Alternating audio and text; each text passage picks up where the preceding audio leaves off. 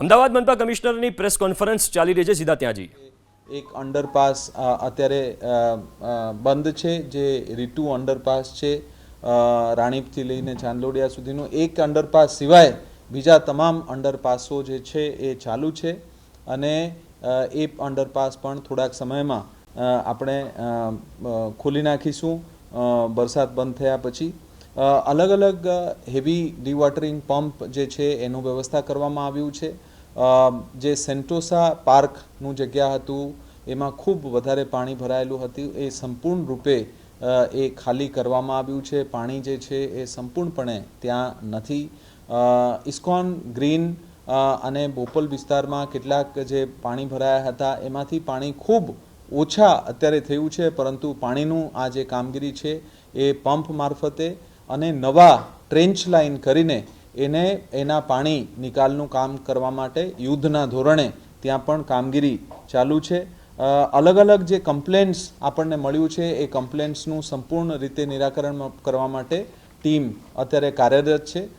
Solid waste મેનેજમેન્ટના જે ટીમો છે એ કામગીરી કર્યું છે, કારણ કે વરસાદના ઇમિડિયેટલી પછી આ જે ટીમો દ્વારા લગભગ 480 ટીમો દ્વારા 7580 લોકો દ્વારા 664 ટનના ટ્રેક્ટર પાવડીથી જે જગ્યાએ પાણી ભરાવ થયા હતા એ તમામ જગ્યાઓમાં પાણી ઓસર્યા પછી જે મડ અને આ બધું હતું એ બધું નિકાલ કરવામાં આવ્યું છે।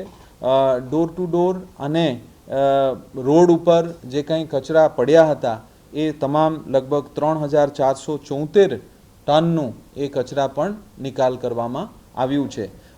જે વોટર લોગિંગ સ્પોટ્સ હતા એ લગભગ 148 વોટર લોગિંગ સ્પોટ હતા, એમાંથી 133 વોટર લોગિંગ સ્પોટ્સ જે છે એ પાણીનો નિકાલ થઈ ગયા છે। 15 લોકેશનમાં એ જે કામગીરી છે એ ચાલુ છે અને 126 સોસાયટીમાંથી 107 સોસાયટીમાં પાણીનું નિકાલનું કામગીરી પૂર્ણ થઈ ગયા છે। 19 જેટલા સોસાયટીઓમાં અત્યારે પાણીનું નિકાલનું કામગીરી અત્યારે ચાલુ છે।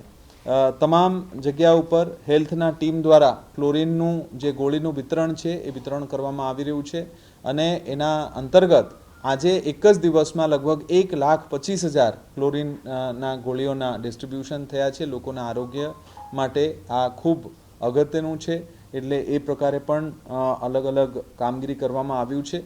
રોડ રીસેટલમેન્ટનું, રોડનું જે પોટહોલ છે એના માટે પણ યુદ્ધના ધોરણે જ્યાં જ્યાં રોડ ખરાબ થયા છે ત્યાં પણ રોડના પોટહોલ ઇમિડિયેટલી રિપેર કરવા માટે ટીમો અત્યારે કાર્યરત છે। એ ટીમો યુદ્ધના ધોરણે જે કંઈ રોડ રસ્તાનો પ્રશ્ન છે એ ઇમિડિયેટલી કાર્યવાહી કરવામાં આવી રહ્યું છે। ઝડપથી જે છે એ શહેર લગભગ આજે પૂર્વવત અવસ્થામાં છે। કેટલાક જગ્યામાં જેમાં એનું જે આકાર છે એ સોસર આકાર હોય ત્યાં પાણીનું જે ભરાવ છે એનાથી ટ્રેન્ચ લાઇનનું વ્યવસ્થા કરીને ઇમિડિયેટલી પાણીનો નિકાલ થાય એ પ્રકારે અમદાવાદ મ્યુનિસિપલ કોર્પોરેશન દ્વારા કામગીરી કરવામાં આવી રહ્યું છે। અમદાવાદ મ્યુનિસિપલ કોર્પોરેશનના કેટલાક અધિકારી, કેટલાક કર્મચારી, પદાધિકારીશ્રીઓ તમામ લોકો ફિલ્ડ ઉપર છે।